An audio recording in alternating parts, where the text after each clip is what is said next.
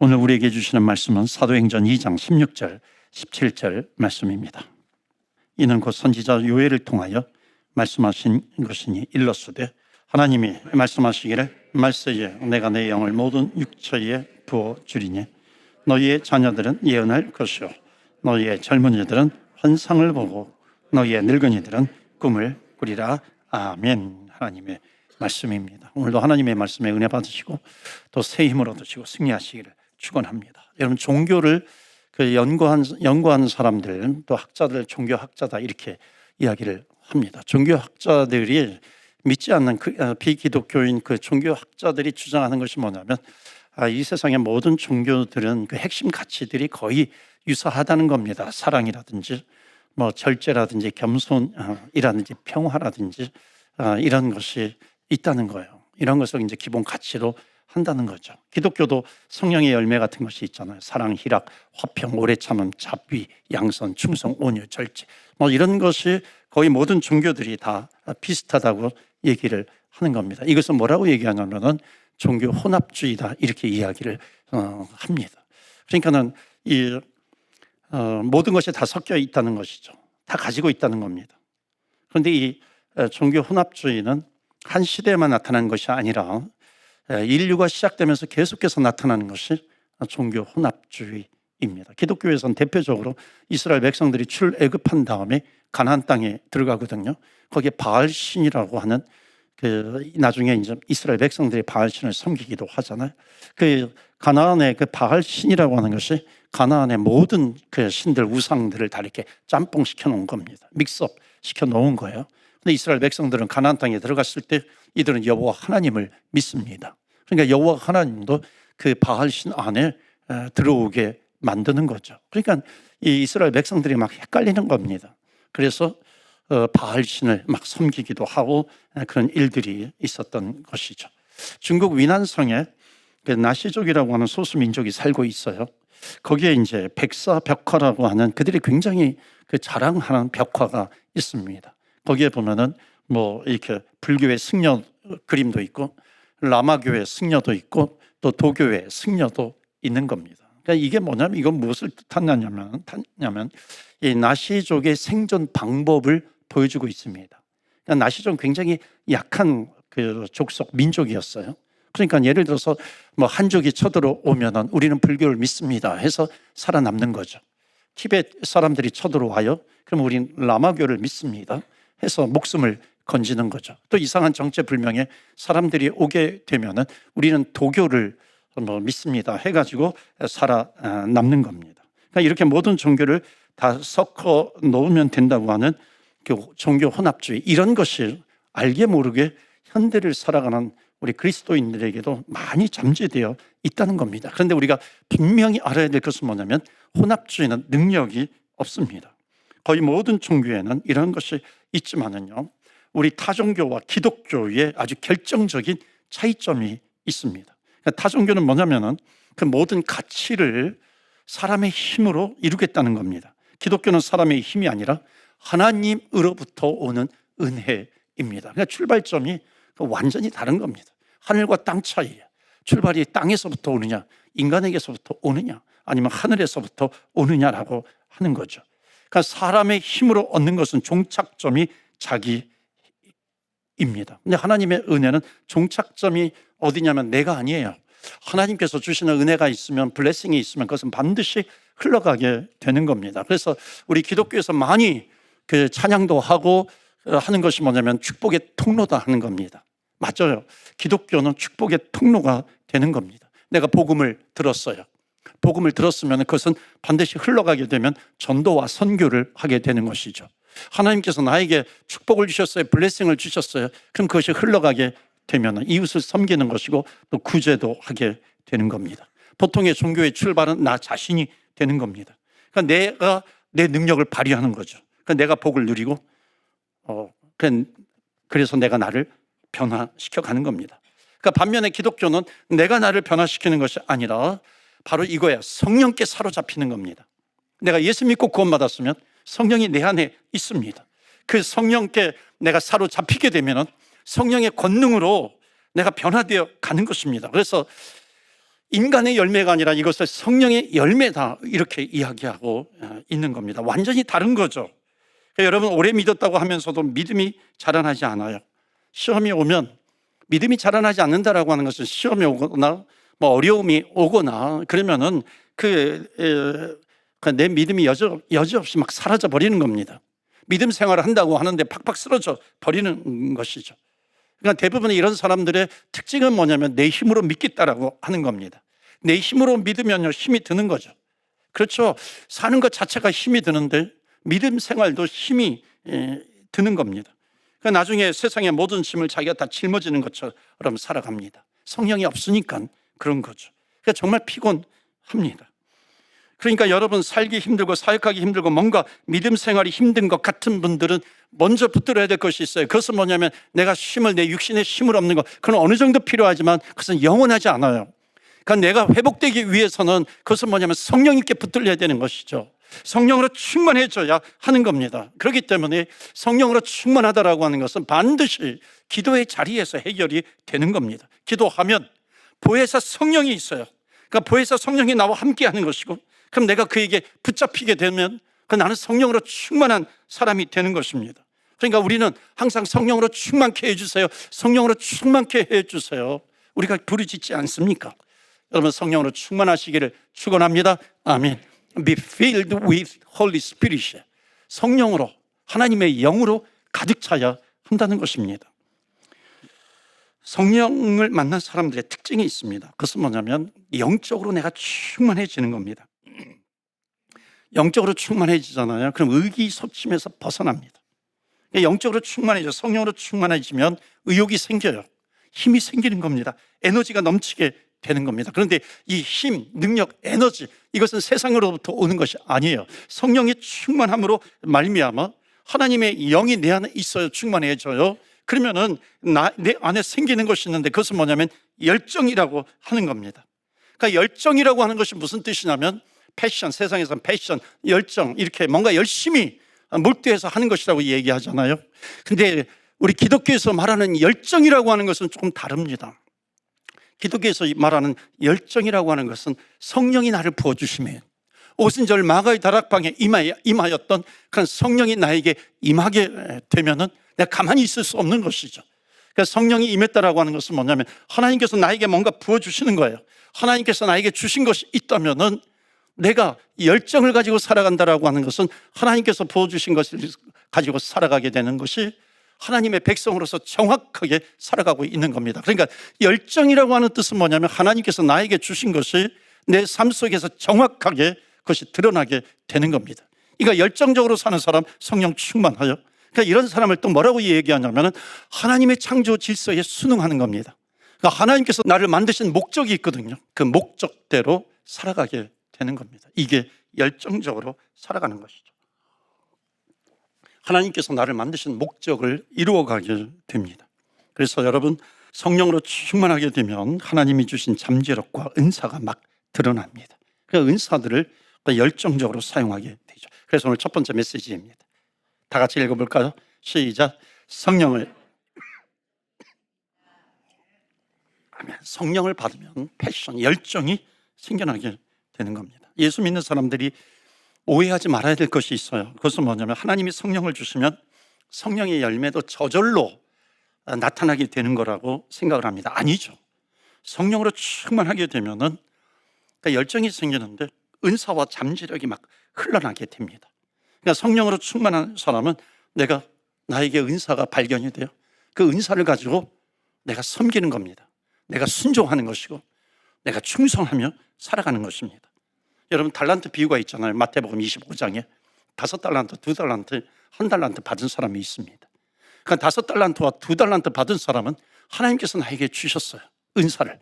그리고 그 은사를, 잠재력을 그대로 사용하는 겁니다. 그러니까 5달란트를 또 남기고 2달란트를 또 남기는 겁니다. 왜냐하면 성령을 만났기 때문에 그래요.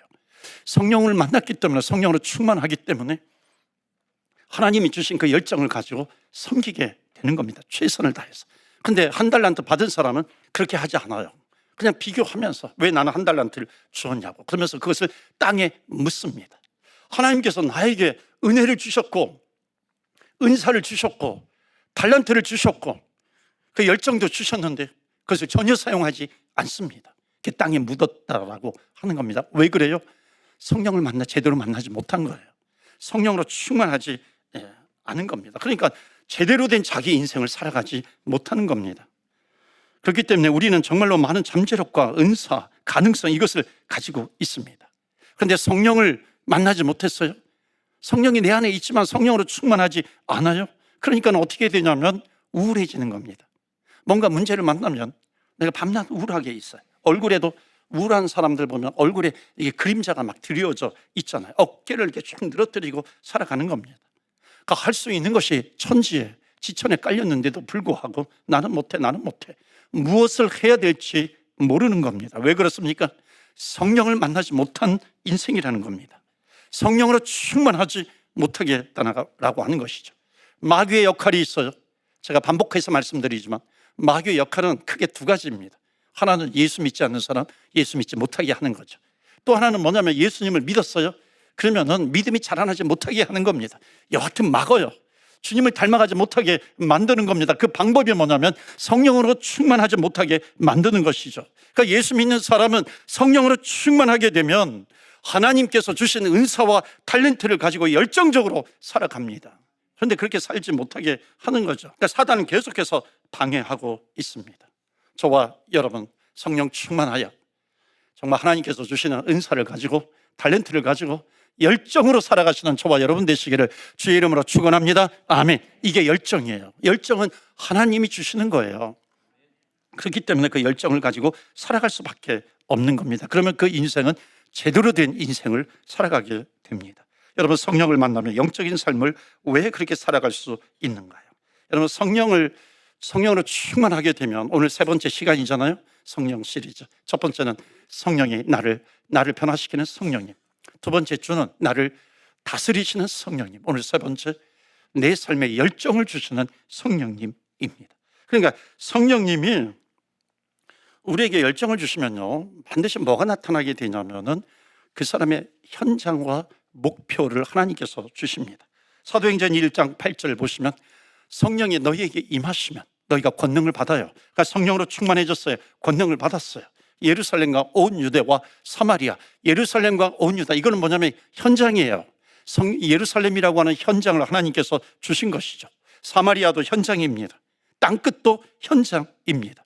자, 이것이 그 당시 2000년 전에 이렇게 예수님께서 말씀하셨지만 지금 오늘 이 시대로 이걸 쭉 그 역사를 이렇게 연장시켜 보면은 그 현장이라고 하는 것이 가정이 현장이 될 수 있는 것이고 또는 회사가 현장이 될 수 있는 것이고 학교가 현장이 될 수 있는 것이고 비즈니스 현장이 될 수 있는 겁니다. 하나님께서 성령으로 충만하면 하나님께서 예루살렘과 온 유대와 사마리아와 땅끝까지 이르러 가라 그러잖아요.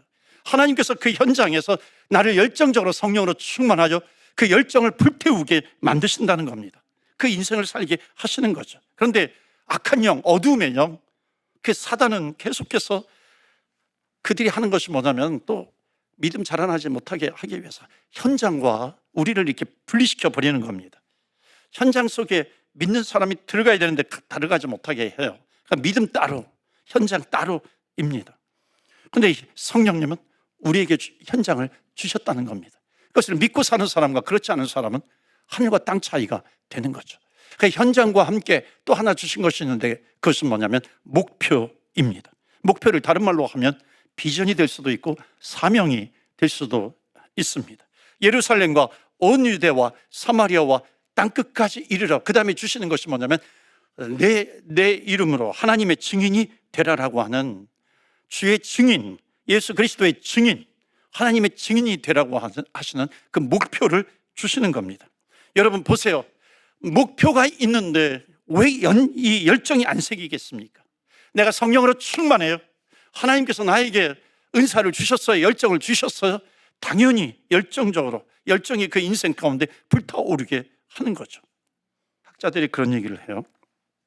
동물들은 먹잇감을 구체적으로 보게 될 때 가장 왕성한 그런 활동을 하게 됩니다. 그런데 동물원의 사자들을 보세요. 그러니까 동물원의 사자들은 그 우리에 갇혀가지고 뭐 하루에 반나절은 그냥 잠을 잡니다. 그리고 뭐 반나절은 일어나가지고 눈을 뭐 개슴츠레하게 뜨고서 막 눈곱도 끼어 있고 그렇잖아요. 그러면 어슬렁어슬렁 눈을 개슴츠레하게 뜨고 이렇게 돌아다니다가 뭐 먹이 주면 그거 먹고 또 하품 또 하고 그리고 또 잠을 잡니다. 여러분, 동물원의 사자가 활발하게 움직이는 거 보셨습니까? 보지 못하셨을 거예요. 그런데 동물의 왕국 같은 거 보세요. 그 다큐 있잖아요. 동물의 왕국. 거기에 야생 사자가 나옵니다. 그러니까 야생 사자가 잠을 자다가도 배고플 때가 되면은 눈을 뜨잖아요. 처음에는 뭐 개슴츠레하게 눈을 뜨겠죠. 그런데 먹잇감을 딱 보는 순간에 어떻게 되냐면 사자 같은 경우 머리를 확 틀어 올립니다. 탁 올리잖아요. 그리고 눈이 개슴츠레했던 눈이 동그랗게 됩니다. 막 섬광이 나오잖아요. 레이저 빛이 나오는 거예요.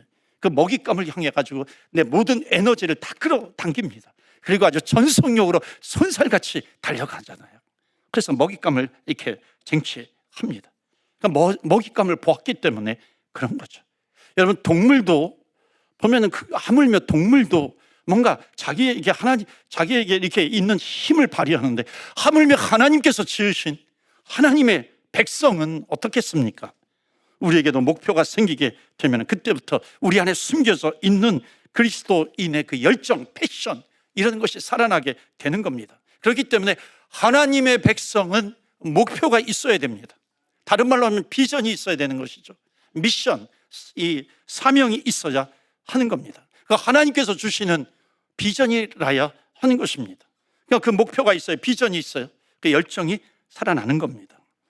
사도행전에 나오는 그 초대교회 특징이 있어요. 바로 열정이죠. 그러니까 왜 이 열정이 살아나냐면, 오늘 본문에도 나오고 우리가 아까 찬양도 했는데, 사도행전 2장 17절에 보세요. 거기 보면은 다 같이 읽겠어요. 시작. 하나님이 말씀하시기를 말세에 내가 내 영을 모든 육체에 부어주리니 자녀들은 예언할 것이요 늙은이들은 꿈을 꾸리라. 아멘. 이거예요. 성령으로 충만하게 되면 환상을 보게 된다는 겁니다. 꿈을 꾸게 된다는 거죠. 그러니까 바울이 드로아에서 환상을 보잖아요. 그래서 복음이 유럽에 들어가게 됩니다. 비전을 보고 열정이 불타오르게 되는 거, 이게 성도의 삶입니다. 근데 왜 많은 사람들이 열정을 잃어버리고 살아갑니까? 성령을 진정으로 만나지 못한 거죠. 성령을 만나지 못했기 때문에 진정한 목표가 사라져 버리는 겁니다. 목표가 있어야 하는데, 하나님의 백성이 열정이 없다라고 하는 것, 여러분, 이건 말이 안 되는 겁니다. 왜냐하면 성령님이 우리 가운데 역사하시면 반드시 제대로 된 열정이 생길 수밖에 없는 겁니다. 그러니까 그 열정으로 하나님의 일을 감당하게 됩니다. 그러니까 성령이 역사하잖아요. 그럼 막 질문들이 나오게 됩니다. 그 질문이 뭐냐면, 왜 하나님께서 나를 이 땅에 보내셨을까? 그러니까 이 자리에서 내가 해야 될 것이 무엇인가?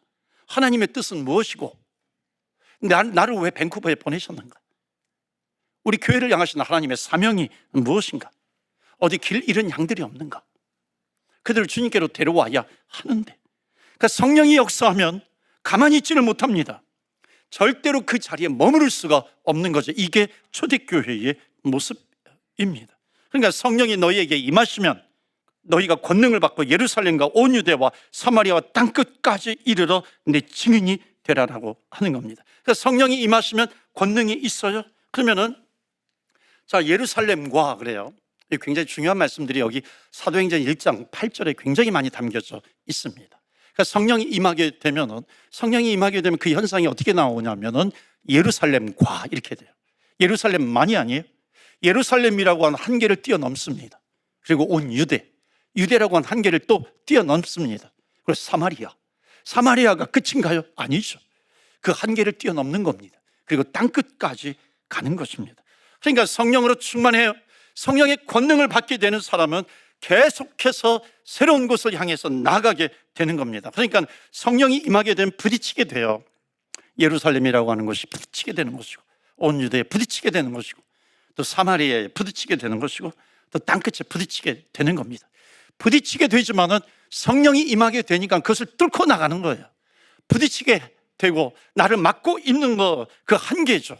그러니까 성령으로 충만하지 못하면은 그것을 뚫고 가는 것, 넘어가는 것, 엄두도 내지 못하는 겁니다. 시도도 하지 못하는 것이죠. 여러분, 이번 그래서 여름에 단기 선교로 아프리카를 갑니다. 거기 어디라고 우리가 가요?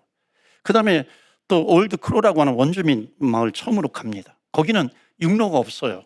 말 그대로 원주민, 아주 숲속의 원주민 보호구역입니다.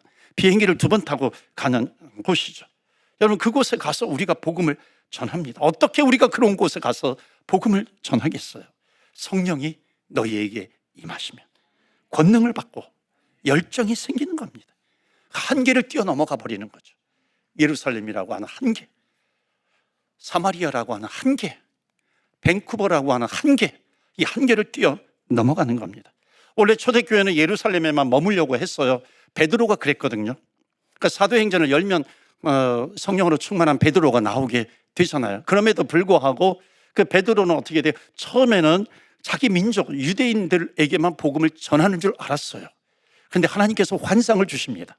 우리가 찬양하고 우리가 읽었던 것처럼 그 환상이 뭐냐면 하늘에서 보자기가 내려와요. 보자기가 내려오는데 그 안에, 보자기 안에 각종 더러운 짐승들, 부정한 짐승들이 담겨져 있는 겁니다. 그것을 먹으라 이야기를 해요. 베드로는 못 먹습니다.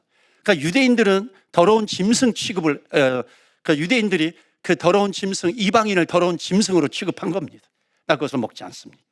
그런데 성령의 음성이 뭐야? 그것을 먹으라 하는 겁니다.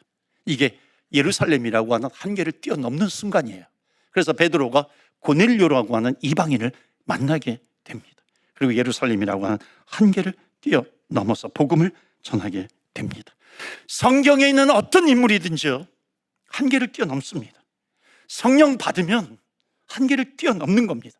그렇게 초점을 어디에다가 둬야 되냐면 성령에 초점을 둬야 하는 겁니다. 사역이 힘들어요? 사역에 초점 두면 안 돼요. 성령에 초점을 두어야 하는 것이죠.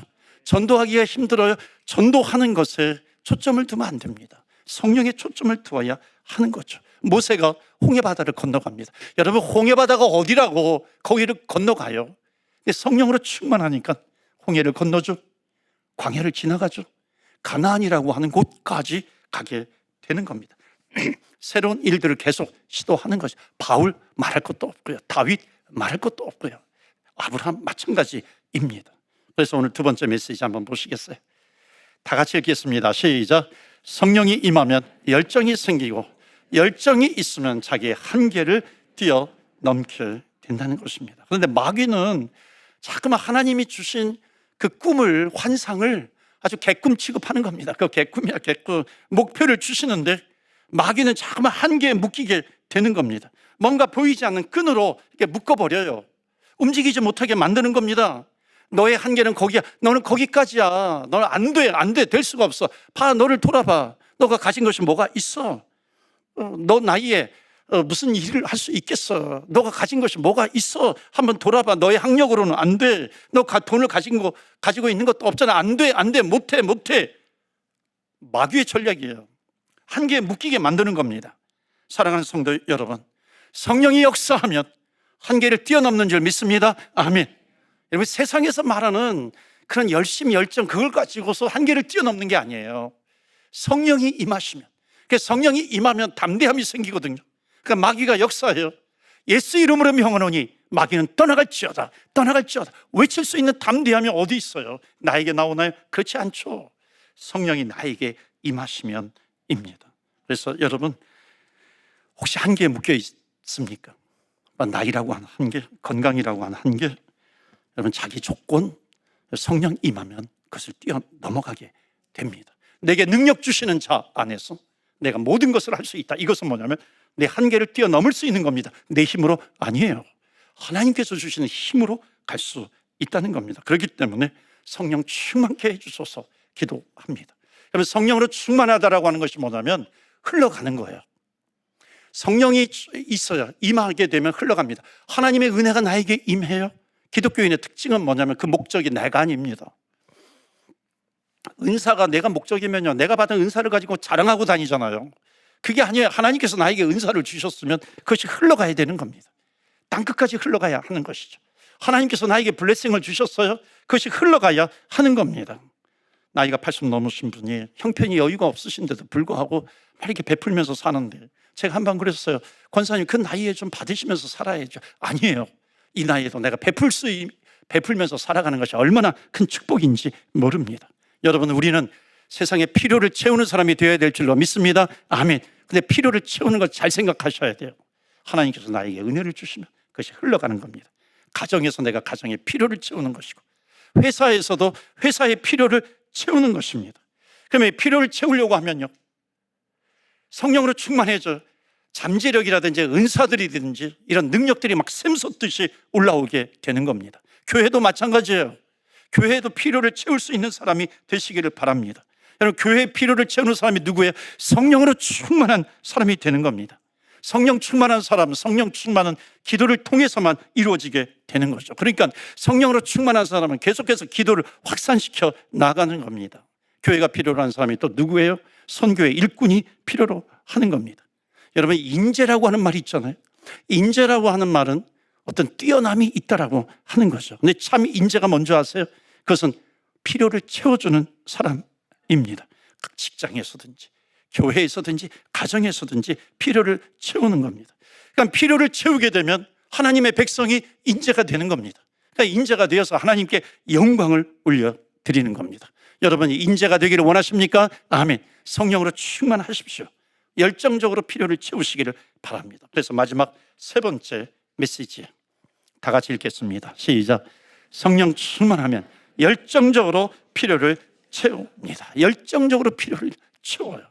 여러분, 그래서 이걸 뭐라고 얘기하냐면 성령에 사로잡힌 자는 반드시 축복의 통로가 됩니다.